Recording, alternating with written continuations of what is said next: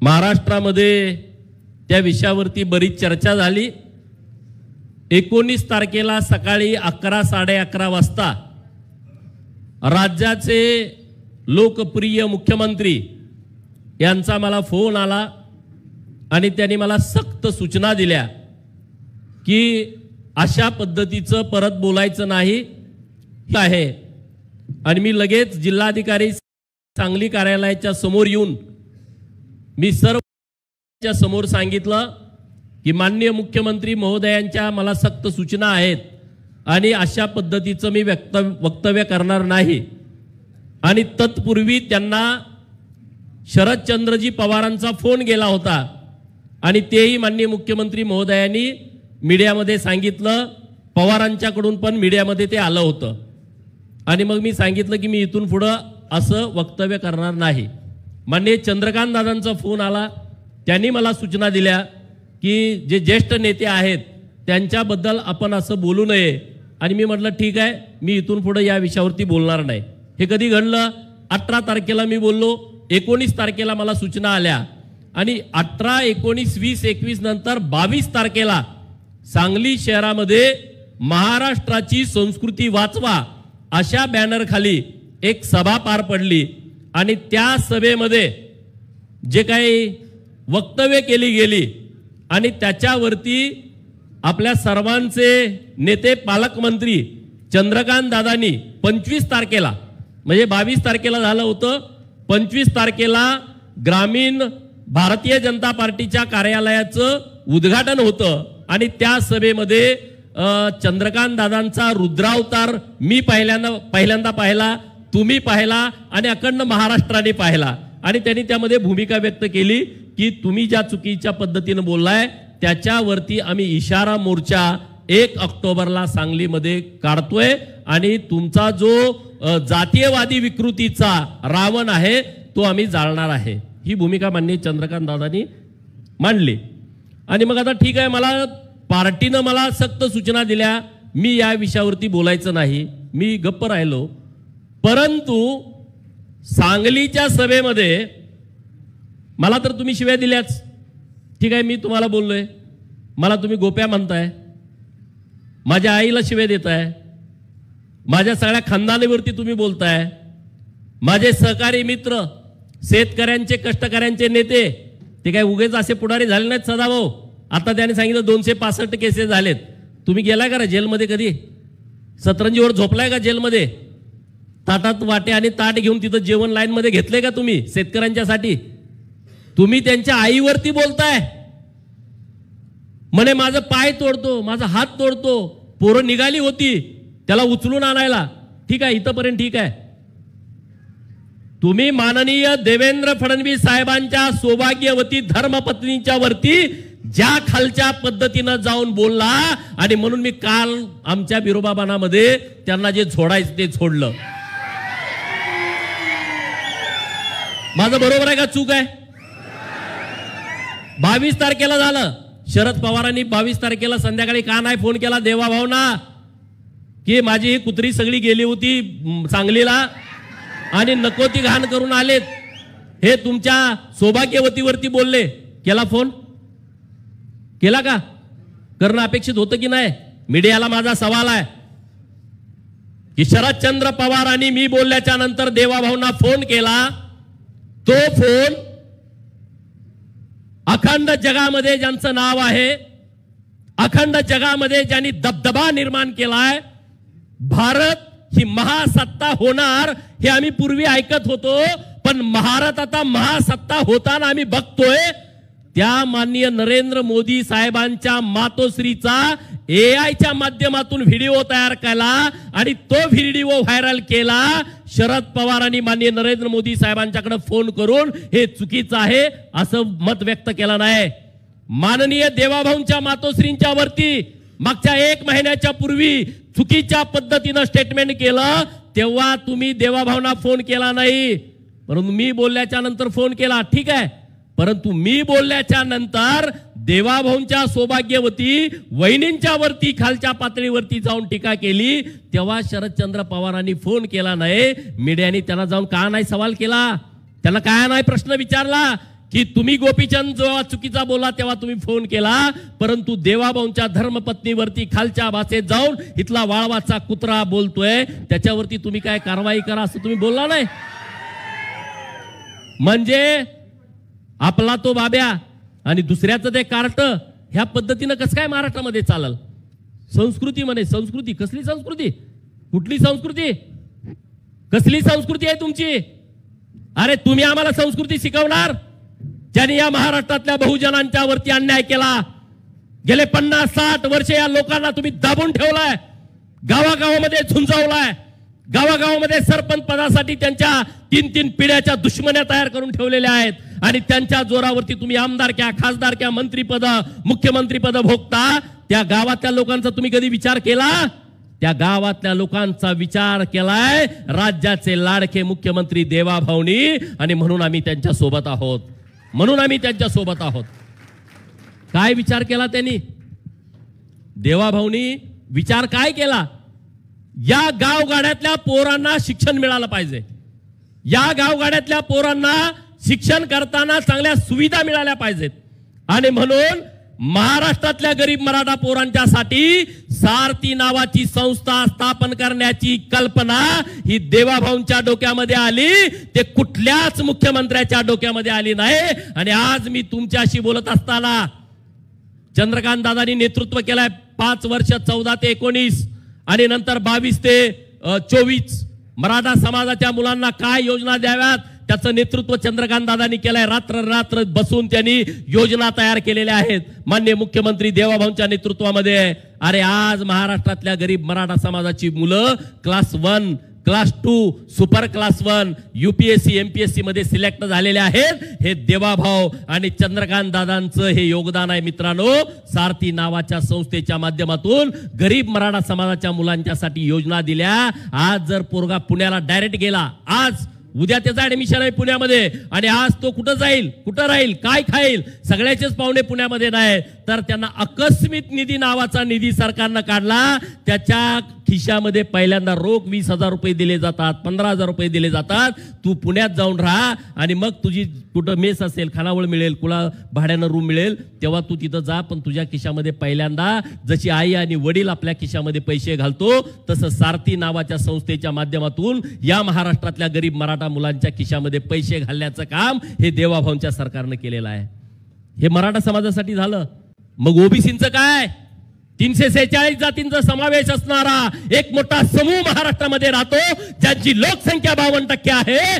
त्या ओबीसींच्यासाठी देवाभाऊंना वाटलं की एक वेगळं मंत्रालय तयार केलं पाहिजे आणि पहिल्यांदा असं घडलं देशामध्ये.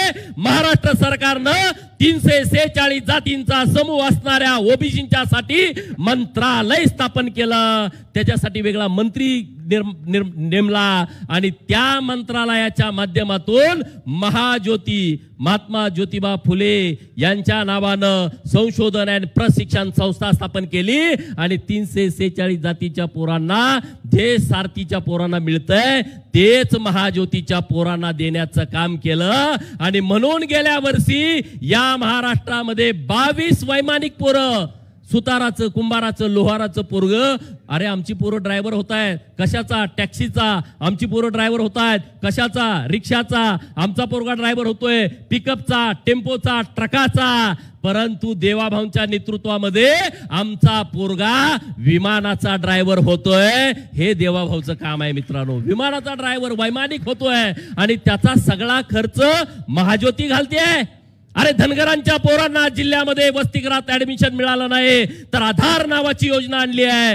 जो तालुक्याला राहतो त्याला 38,000, जो जिल्ह्याला राहतो त्याला 41,000, जो विभागीय कार्यालयात राहतो तिथं 51,000 आणि जो मुंबई, नवी मुंबई, ठाणे, नागपूर, पिंपरी चिंचवड आणि पुणे या मेट्रो सिटी मध्ये जर गेला पोरगा आणि त्याला वसतिगृहात ऍडमिशन मिळालं नाही तर त्याला 61,000 रुपये देण्याची योजना आपल्या सरकारनं आणली. आणि प्रत्येक जिल्ह्यामध्ये 600 मुलांना, महाराष्ट्रामध्ये 36 जिल्हे आहेत, 36 गुणुले 600 एवढ्या पोरांना धनगर समाजाच्या, एवढ्या पोरांना ओबीसी समाजाच्या सवलत राज्य सरकार देतंय मित्रांनो। प्रत्येक जिल्ह्याला 2 वसतिगृह, एक मुलींच्यासाठी एक मुलांच्यासाठी, मराठा समाजाच्या मुलांना, एक मुलींच्यासाठी एक मुलांच्यासाठी, ओबीसी समाजाच्या मुलांना। हे आमच्या सरकारनं केलं। अरे तुम्ही फुले शाहू आंबेडकरांचं नाव घेतलं, फुलेवाडा काम तुम्ही केलं नाही। सावित्रीबाई फुलेंचं जन्मगाव नायगाव जे सातारा जिल्ह्यामध्ये, तिकडे तुम्ही कधी गेला नाही, त्याला कधी निधी दिला नाही। आमच्या सरकारनं फुले भिडेवाडा, जो भिडेवाडा डेव्हलप करायचा आहे ते देवाभाऊंच्या सरकारनं काम हातामध्ये घेतलं। नायगावला सावित्रीबाई फुलेंचं जन्मगाव आहे, तिथं डेव्हलपमेंट केलेलं आहे। अहिल्यादेवी होळकर यांची 300वी जयंती होती। अरे कुठं आहेत हे? हा माणूस अहिल्यादेवीच्या जयंती दिवशी वाळवा तालुक्यात फोन करत होता, जयंतीचे कार्यक्रम कुठे आहेत, मला तिथं हार घालायला यायचं आहे, म्हणजे याला फोटो टाकायचा आहे, ट्विट करायचा आहे, फेसबुकला टाकायचा आहे। अरे भारतीय जनता पार्टीचे नेते माननीय नरेंद्र मोदी साहेबांनी दिल्लीमध्ये बैठक घेतली, सगळ्या देशातल्या मुख्यमंत्र्यांना बोलावलं आणि त्यांना सांगितलं ठणकावून, छत्रपती शिवाजी महाराजांचं स्वप्न छत्रपती शिवाजी महाराजांच्या नंतर कोण पूर्ण केला असेल तर ते पुण्यश्लोक अहिल्यादेवी होळकरांनी केलाय आणि त्यांची जयंती अखंड देशभर करायची आहे।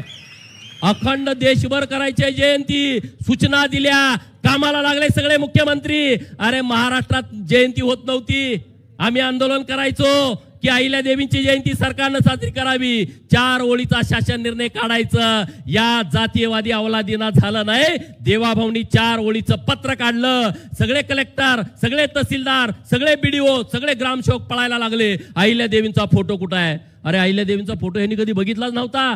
त्यांनी सावित्रीबाईचा फोटो, अहिल्यादेवींचा फोटो, माता रमाईचा फोटो, झाशीच्या राणीचा फोटो, राणी चन्नम्माचा फोटो, यांना फरकच कळना, यांनी कधी बघितलंच नाही। एक शासनानं निर्णय घेतल्यानंतर काय होतं त्याचा आम्हाला अनुभव आला आणि सगळ्या कार्यालयामध्ये अहिल्यादेवींचे फोटो आले।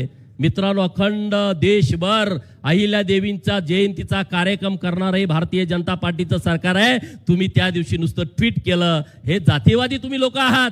नरवीर राजे उमाजी नाईक जो इंग्रजांच्या विरोधामध्ये लढला, या देशामध्ये इंग्रजांच्या विरोधामध्ये पहिल्यांदा फासावरती कोण गेला तर ते नरवीर राजे उमाजी नाईक आहेत। आमच्या रामोशी समाजाचा तो अभिमान आहे, स्वाभिमान आहे। त्यांचं गाव पुणे जिल्ह्यामध्ये आहे, पुरंदर तालुक्यामध्ये आहे, भिवडी नावाचं गाव आहे। अरे आम्ही किती वेळा म्हटलं की नरवीर राजे उमाजी नाईकांची जयंती सरकारनं करावी, नाही केली। देवाभाऊंच्या सरकारनं निर्णय केला की नरवीर राजे उमाजी नाईकांची जयंती सरकारनं करावी आणि सगळीकडे सरकार जयंती साजरी करायला लागलं। 7 सप्टेंबरला याच महिन्यात नरवीर राजे उमाजी राजांची जयंती होती। राज्याचे मुख्यमंत्री भिवडीला आले होते, चंद्रकांत दादा तिथले आमदार आहेत त्या विभागातले, पुणे शहरातले, मागे दादा पालकमंत्री होते। आज नरवीर राजे उमाजी नाईकांचं स्मारक करायला तिथं जागा नाही भिवडी गावामध्ये, आणि म्हणून शेजारच्या गावामध्ये 5 एकर जागा आणि 49 कोटी रुपये सरकारनं मंजूर केले। मित्रांनो, 49 कोटी रुपये। रामोशी समाजाला नरवीर राजे उमाजी नाईक आर्थिक विकास महामंडळ स्थापन केलं। मी का सांगतोय? रामोशांचा वापर तुम्ही काय केला रे? मारामाऱ्या करायला। गावात कुणाला मारायचं बोलवा रामोशाला, गावात कुणाला मारायचं बोलवा कोळी समाजाच्या लोकांना, गावात कुणाला मारायचं धनगराची कोण आहे पुढे बोलवा। हे मारामाऱ्या करून येणार, हे जेलमध्ये जाणार आणि तुम्ही खुर्च्यावरती पायावर पाय टाकून बसणार। अरे देवाभाऊंनी आमच्या लोकांना सन्मान दिला, भारतीय जनता पार्टीने आमच्या लोकांना सन्मान दिला। वडार समाज तुम्हाला जात माहित आहे का? वडार समाजासाठी पैलवान मारुती चव्हाण आर्थिक विकास महामंडळ स्थापन केलाय, लोहार समाजासाठी आर्थिक विकास महामंडळ स्थापन केलाय। अरे गुरव समाज गावात किती गुरव असतो रे? एका गावात 2 घरं, एका गावात 4 घरं, नाहीतर काय काय खरचुंडी सारखं गाव आहे तिथं मोठा समाज आहे।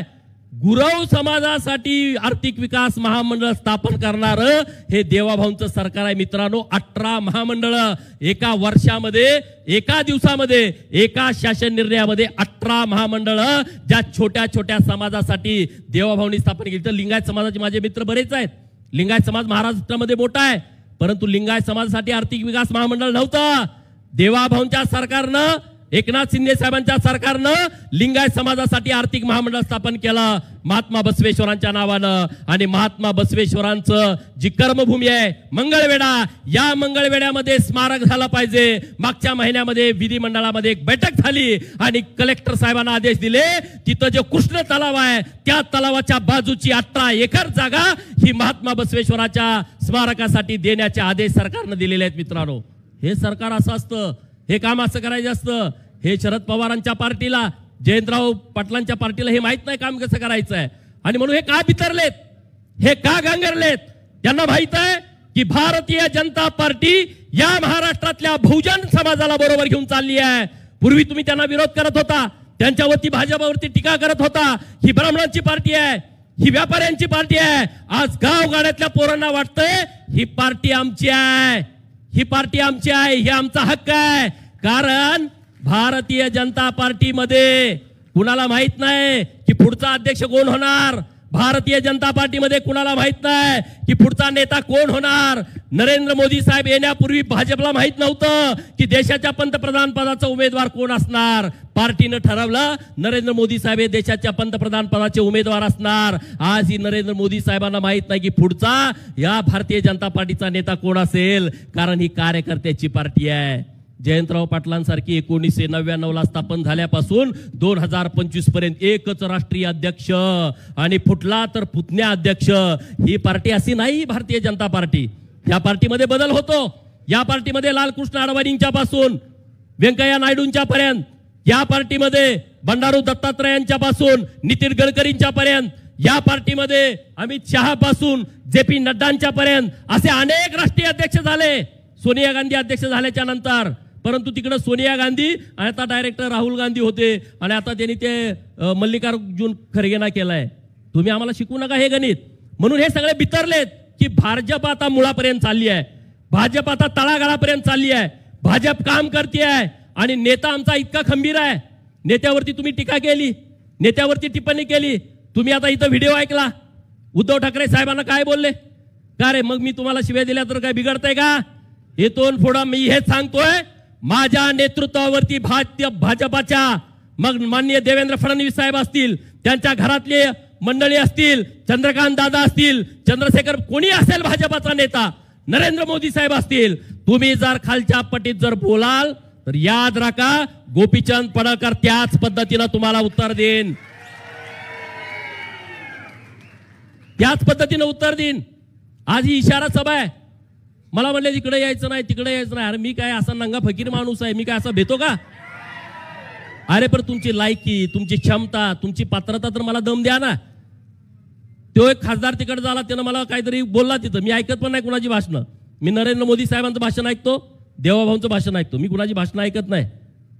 आणि तिथं आमचा आबा भानुशे येता आला, एकट्यानं दम भरला, खासदार स्वतः पोलीस स्टेशनला जाऊन बसलाय, ह्याच्यावरती केस दाखल करा। एक पोरग आमचा आटपाडीचं ज्याचं 38 किलो वजन असेल, ते पोरग तुम्हाला लढतंय, तुम्ही मला कशाला नळाच्या भानगडीत पडताय?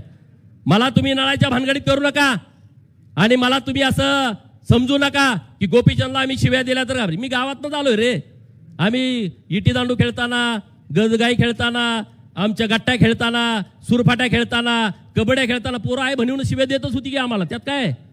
तुम्ही स्टेजवरनं देता एवढंच आम्हाला माहित आहे ना। आणि गावात काय रे, गावात सहज माणूस म्हणतो हे कुणाचं पोरग आहे रे, ह्याला कुणी काढलाय रे, सहज म्हणतात, तुम्ही पण ऐकलंय, सहज गावामध्ये ही चर्चा होते। मी काय असा माझा हेतू नव्हता, माझा तसा कुणाला दुखावण्याचा हेतू नाही। अरे तुमचं कृत्य काय आहे, तुम्ही करताय काय? चंद्रकांत दादा तो बितरलाय त्या दिवशी, ज्या दिवशी तुम्ही प्रयत्न करून देवाभाऊंच्या नेतृत्वामध्ये इस्लामपूरचं ईश्वरपूर केलं, त्या दिवशी गडी सगळ्यात जास्त बितरलाय। हा हिंदू विरोधी आहे। आता चंद्रकांत दादांचे सक्त आदेश मला होते, तिकडे चला हार घालायला, दादांचा आदेश मी मोडू शकत नाही, माझी इच्छा नसताना सुद्धा मी दादा म्हणलं चला गेलो। मग आता म्हणलं काय करावं, मी प्रार्थना केली तिथं त्यांच्या वडिलांच्याकडं की या बेट्याला चांगली बुद्धी द्या, या बेट्याला चांगली बुद्धी द्या। महाराष्ट्रामध्ये नारद मुनीचं काम करतोय, दिसायला देखणं आहे, स्मार्ट आहे, मला आगी लावायचं काम करतोय, हिंदूच्या विरोधामध्ये भूमिका घेतोय आणि बहुजनांच्या डोक्यावरती पाय ठेवतोय, बहुजनांच्या वरती अन्याय करतोय। तो बहुजनांच्या वरती अन्याय केला नाही पाहिजे असा आशीर्वाद त्याला द्या, त्याच्या डोक्यामध्ये प्रकाश पाडा अशी विनंती मी त्यांच्याकडे आता केलेली आहे। हे नाही चालणार रे, असं हे कसं काय होतंय? तुम्ही मला समजू नका की एकटा आहे। अरे दुश्मनी से मेरा कोई वास्ता नहीं, दुश्मनी से मेरा कोई वास्ता नहीं, पर मेरे से करोगे तो बचने का कोई रास्ता नहीं।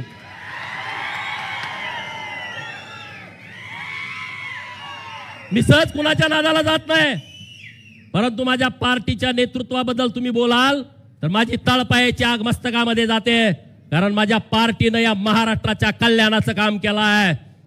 या पार्टीनं महाराष्ट्रामध्ये दुष्काळ मुक्त करण्याचं काम केलंय महाराष्ट्राला।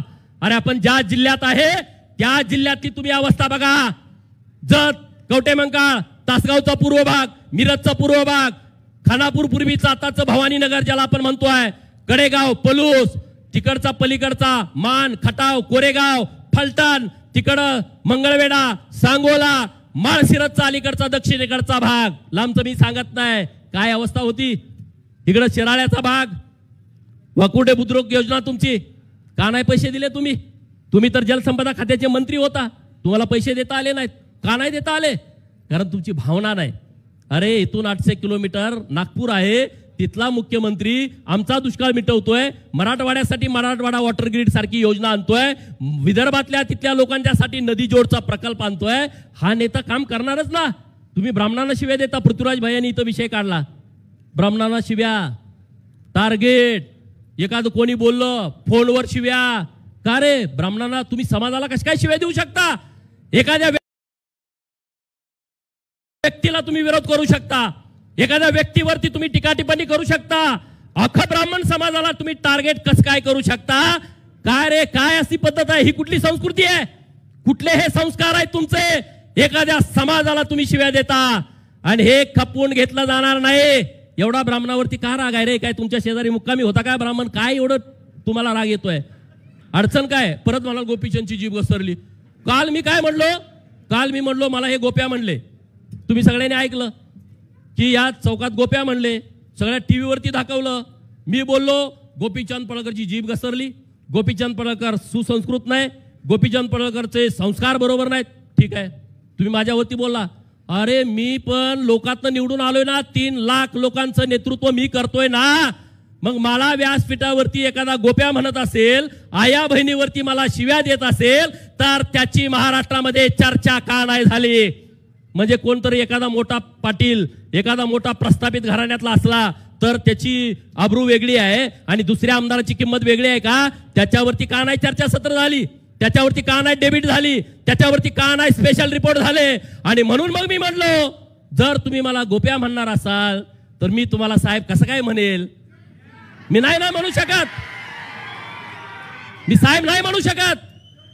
तुम्ही जर मला हो म्हणाल मी तुम्हाला का हो म्हणेल, तुम्ही जर मला अरे म्हणाल मी तुम्हाला का रे म्हणेल, तुम्ही जर माझ्या एक कानाखाली दिली तर मी 2 देईन, माझा स्वभाव आहे। एका बाजूने संस्कार होणार नाहीत, दुसऱ्या बाजूने पण झाले पाहिजेत। आणि म्हणून ही इशारा सभा त्यासाठी आहे, तुम्ही जर भारतीय जनता पार्टीच्या नेतृत्वावरती जर टीका टिप्पणी खालच्या लेवलला गेली तर त्याच्या दुप्पट खाली जाऊन मी तुमच्यावरती टीका टिप्पणी करेल। मग ते संस्कार बिंस्कार मला काही गरज नाही, मला त्या संस्कृतीचं काही देणं घेणं नाही। तुमचे महाराष्ट्राची तुम्ही काय काय ठेकेदार आहे का रे महाराष्ट्राचे? तुम्ही काय बाप लागून गेला का महाराष्ट्राचं? महाराष्ट्र म्हणजे तुम्ही नाही आहे। हे जे महाराष्ट्रातली 100-125 घराणी प्रस्थापित जी काँग्रेस आणि राष्ट्रवादीमध्ये काम करतायत ते म्हणजे महाराष्ट्र ही जी त्यांच्या डोक्यात संकल्पना आहे ती पहिली त्यांनी काढून टाकावी। महाराष्ट्र म्हणजे 18 पगड जाती आहेत, महाराष्ट्र म्हणजे 12 बलुतेदार आहे, महाराष्ट्र म्हणजे 346 ओबीसीच्या जाती आहेत, महाराष्ट्र म्हणजे मागासवर्गीय समाज आहे, महाराष्ट्र म्हणजे आदिवासीच्या 43 मुख्य जाती आहेत आणि 185 उपजमाती आहेत, महाराष्ट्र म्हणजे गरीब मराठा आहे, महाराष्ट्र म्हणजे ब्राह्मण आहे, महाराष्ट्र म्हणजे जैन आहे। असा विशाल महाराष्ट्र आहे, तो कुठल्या 100-50 घराण्यामध्ये वाटून घेतलेला महाराष्ट्र नाही। आणि त्यामुळे तुम्हाला जरी वाटलं माझी संस्कृती खराब आहे आणि तर तुम्ही त्याच्या बद्दल काही म्हणायचे मला त्याचं काही देणं घेणं नाही आहे. मला माहित आहे ना मी कशासाठी काम करतो. मी लोक माझ्यासाठी काय येतात. मी काय माझी संस्कृती खराब असतील तर लोक माझ्याकडे येतील का. चंद्रकांत दादांना तुम्ही काय बोलता रे का. जोड्यान हाणू का तुम्हाला मी हाणू का. कुणाच्या वॉर रूम आहेत. कुणाच्या वॉर रूम मध्ये 500 लोक आहेत. आता मी काल बोलतो रोहित पवार नातू बोलतोय आज मीडियामध्ये की ते बिरोबा बन आहे आणि त्यांचे काय बोलावं त्यांनी तिथं ठरवलं पाहिजे. अरे काटेवाडी गावामध्ये बिरोबाचं मंदिर आहे. काटेवाडी गाव हे शरद पवारांचं गाव. तिथं बिरोबाचं मंदिर आहे आणि ह्या नातवाला ते बिरोबाचं मंदिर आहे का भैरोबाचं मंदिर आहे हे माहित नाही. आणि मला बिरोबानं सांगितलंय हे माजलेले प्रस्थापित एकदा माझ्या दारात आणून काप. माजलेली बोकडा आम्ही बिरोबाला कापतो तसे हे जातीयवादी मस्तवाल हे माझ्या समोर कापले पाहिजे. मग मी बिरोबाचं ऐकणार. मी तुमचं कसं काय ऐकणार. मी बिरोबाचंच ऐकणार ना. आणि त्यामुळं या सगळ्या ज्या गोष्टी आहेत अत्यंत महत्वाच्या गोष्टी आहेत. संस्कार आणि संस्कृती कुणी शिकवावी जे हिंदू धर्माला मानतात. संस्कार आणि संस्कृतीवरती कुणी बोलावं जे प्रभू रामचंद्राला मानतात. संस्कार आणि संस्कृतीवरती कुणी बोलावं ज्यांना कुलदैवत आहे कुलदैवताला जातात. ज्यांना कुलदेवी आहे कुलदेवीला जातात. अरे तुमचे कसले संस्कार. तुम्ही एकादशीला मटण खाणार. तुम्ही चिकन खाऊन दगडूशेठला आरतीला जाणार. तुम्ही म्हणणार की आमच्या पांडुरंगाला मटण चालतंय. तुम्ही संकष्टीच्या दिवशी कोंबड्या कापून खाणार. असल्याला मला संस्कार आणि संस्कृती सांगायची गरज नाही. जे हिंदूंच्या विरोधामध्ये आहेत जे हिंदूंच्या विरोधात भूमिका घेतात त्यांच्या विरोधामध्ये आम्ही भूमिका घेणार. आणि त्यामुळं भाजपच्या कार्यकर्त्याला मला सांगायचं आहे तुम्ही मला खूप पाठिंबा दिला या सगळ्या विषयामध्ये. चंद्रकांत दादांचा देवाभाऊंचा अधिकार आहे माझे कान पकडायचा. मी त्याविषयी काहीच नाही. त्यांना फुल अधिकार आहे. पण राष्ट्रवादीवाला जरा मला नुसता अरे तुरे बोला तर मला अजिबात चालत नाही. त्यांनी माझ्या नेत्याने मला उठाभाषा काढायला लावू दे अंगठं धरायला लावू दे मी धरतो. माझे नेते आहेत मी त्यांना मानतो कारण ते माझ्या महाराष्ट्रासाठी काम करतायत. त्यांना तो अधिकार आहे. पण दोन कुठला आयऱ्या गायऱ्या येईल आणि मला धमकी देईल मी अशा धमकीला भीत घालत नाही. अशा धमकीसाठी माझा जन्म झाला नाही. अरे हमें टूटना पसंद है मगर किसी के आगे झुकना नहीं. आम्ही कुणाच्या पुढे झुकायला तयार नाही. आणि त्यामुळं भारतीय जनता पार्टीचा हा जो वारू महाराष्ट्रामध्ये विकासाचा सुरू आहे तो वारू कुणी रोखू शकत नाही. आणि म्हणून मी जास्त काही बोललेलो नाही. मी कालच सांगितलंय त्यांना ज्यांनी कुणी माझा हातपाय तोडतो म्हणले त्यांनी आज प्रेस घ्यायची. आज काय प्रेस घेतल्या मला माहित नाही. उद्या घ्या परवा घ्या. मला कुठं वाळव्यात यायला सांगा. मला कुठं ईश्वरपूरला यायला सांगा. मी यायला तयार आहे ना. सदाभाऊनी मत व्यक्त केलं. काय व्यक्त केलं की कर्मवीर भाऊराव पाटलांचं का नाही स्मारक. दादा ही गंभीर बाब आहे. जैन समाजाचे आहेत म्हणून तुम्ही स्मारक केलं नाही का. अरे हजारो शाळा ज्यांनी या महाराष्ट्रामध्ये काढल्या त्या कर्मवीर भाऊराव पाटलांचं साधं स्मारक नाही. दादा माझी विनंती आहे कर्मवीर भाऊराव पाटलांचं स्मारक झालं पाहिजे. क्रांतिसिंह नाना पाटलांचं स्मारक झालं पाहिजे. लोकशाहीर अण्णाभाऊ साठेंचं स्मारक झालं पाहिजे. हे जे वाळव्याच्या मातीतून येतात ना गदी माडगुळकर व्यंकटेश माडगुळकर इनामदार हे किती मोठी माणसं होती ज्यांनी मराठी भाषा 7 समुद्रापलीकडे नेली. त्यांचं नाव नाही त्यांचं गाव नाही. आणि एकदा ठरवा दादा या आपल्या सरकारचं धोरण नेमका स्मारक कुणाचं बांधायचं. जो ते उठतोय आता मी आमदार झालो मी परत माझ्या बापा स्मारक बांधा चालेल का. माझ्या बापाचं थडगं ठीक आहे की बरोबर ना. नाही आता मी आमदार झालो माझ्या बापाचं एक 10 कोटीचं स्मारक बांधा. अरे कसं काय बांधा कुठनं बांध तुझं तू बांध गिरा निकून. तू काय सरकारच्या पैशातनं बांधतो का. एकदा काहीतरी याचं ठरलं पाहिजे या महाराष्ट्रामध्ये कुठल्या व्यक्तिमत्वाची स्मारकं बांधायची आणि किती बांधायची हे पण ठरलं पाहिजे ना. ज्यांचं काम आहे त्यांची स्मारकं बांधा. त्याबद्दल आमचं दुमतच नाही. अरे परंतु 20 कोटीचं 30 कोटीचं 40 कोटीचं 50 कोटीचं स्मारक इकडं लगा एका समाजाला 50 कोटी दिले तर त्या समाजातली पोरं शिकून क्लास 1 अधिकारी होतील. हेळवी समाजाला 50 कोटी द्या ना. इकडं तुम्ही नंदीवाले समाजाला 50 कोटी द्या. नंदी बैलवाले समाजाला 50 कोटी द्या. हो जो मागत फिरतोय मर्यायचा गाडेवाला कडक लक्ष्मीवाला कुडमुड्या जोशीवाला त्याला द्या ना. ते तुमचं नाव तर घेतील. प्रत्येक घरी जाऊन सांगतील देवाभाऊनी दिलाय चंद्रकांत दादानी दिलाय. आता तुम्ही मंडळ केलेत त्यांना तुम्ही पैसे द्या. आम्ही सगळं गावागावात घराघरात जाऊन सांगू. कार्यकर्त्याची पण गरज नाही. आमच्या भटकंती समाजाचा धंदाच आहे ना. या घरात त्या घरात जायचं. भिक्षुकरी समाज आम्ही जाता जाता सांगू ना, हे आम्हाला सरकारनं दिलेलं आहे. परंतु हे जे मोठे लोक आहेत, कारखान्यासाठी पैसे, सुतगिरणीसाठी पैसे सगळे घेतात, ते काही करत नाहीत. दादा तुमच्या एका इशाऱ्यानं अक्षरशः हगवान लागलेले आहे. कुठलाही एमडी डॉक्टर त्याच्यावरती इलाज करू शकत नाही. कुठलाच एमडी डॉक्टर, त्याने गोळ्याच नाहीत असल्या. इकडे आमचे ताट डॉक्टर आहेत, त्यांना विचारा, त्याला गोळ्या नाहीत असल्या. अशी हगवान लागलेली आहे. ते तुमच्याकडे काय काय केले तुम्ही भाषणात सांगाल.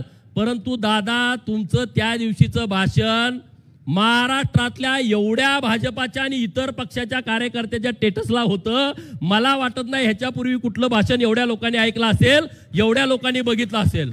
आणि दादांचा दम म्हणल्यावर ते काय एकदम असे अक्षरशः हगटले, अक्षरशः पाया पडायला लागले. पण दादा माफ करण्याच्या लायकीची लोक नाहीत, ज्यांनी आपल्यावरती इतक्या खालच्या लेवलला जाऊन टीका केली आहे. आणि ती लोक आपल्याकडे नको आहेत. सम्राट बाबांनी विषय मांडलाय, हे एकदा क्लिअर केलं पाहिजे. एक तर जयंतरावनं तर केलं पाहिजे की बाबा हे भाजप हे जातीवादी पक्ष आहे, हे हिंदुत्ववादी पक्ष आहे, मी या पक्षात जाणार नाही. एक भाजपला सांगितलं पाहिजे आम्ही ह्याला घेणार नाही. कारण मला अधिकारी तिथले सांगतायत, त्यांना आतापर्यंत 5-6 तारखा सांगितले. दादा माझ्या एकट्याचा शपथविधी होणार आहे, तुम्ही कुणाला पण विचारा, तुमच्याकडे पोलीस आहेत, त्यांच्याकडून तुम्ही गुप्त रिपोर्ट घ्या. ह्या 10 तारखेला शपथविधी आहे, 8 तारखेला कार्यकर्ते सांगतायत ओपन. आणि मग अधिकाऱ्यांना दम देतोय, अधिकाऱ्यामध्ये बघतोच मी येणार आहे. अरे काय बघतोय तू?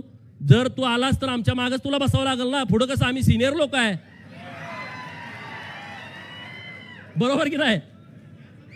नाही आला तरी मागच्या बाकड्यात तुला. पण तू अधिकाऱ्यांना दम देऊन आमच्या भाजपवर अन्याय करतोय, भाजपच्या कार्यकर्त्यावरती अन्याय करतोय. हे भाजपच्या कार्यकर्त्यावरती कुणी अन्याय कराल हे भाजपा खपवून घेणार नाही. आम्ही सक्षमपणे तुमच्या बरोबर आहेत. दादा आहेत आणि देवाभाऊ आहेत, सक्षमपणे बरोबर आहेत. त्यामुळे चिंता करण्याचं कारण नाही. आज एवढंच व्यवस्थित, मी कुठलाही शब्द सोडून वेडं वाकडं बोललेलो नाही. त्यामुळं कुणी काय, बरोबर ना दादा? काही सुद्धा नाही. दादानी दम दिला होता मला की वेडं वाकडं तू बोलायचं नाही. ह्या इशाऱ्यातनं दुसरा इशारा सभा घ्यायची, त्यांना वेळ येऊ देऊ नको, अशा मला सूचना होत्या. मी त्या सूचनेचं तंतोतंत पालन केलेलं आहे. आणि तुम्ही सगळे आला आणि दादांचं भाषण झाल्याच्या नंतर सगळ्यांनी दादांच्या बरोबर रावणाचं दहन करायला आपल्याला जायचं आहे.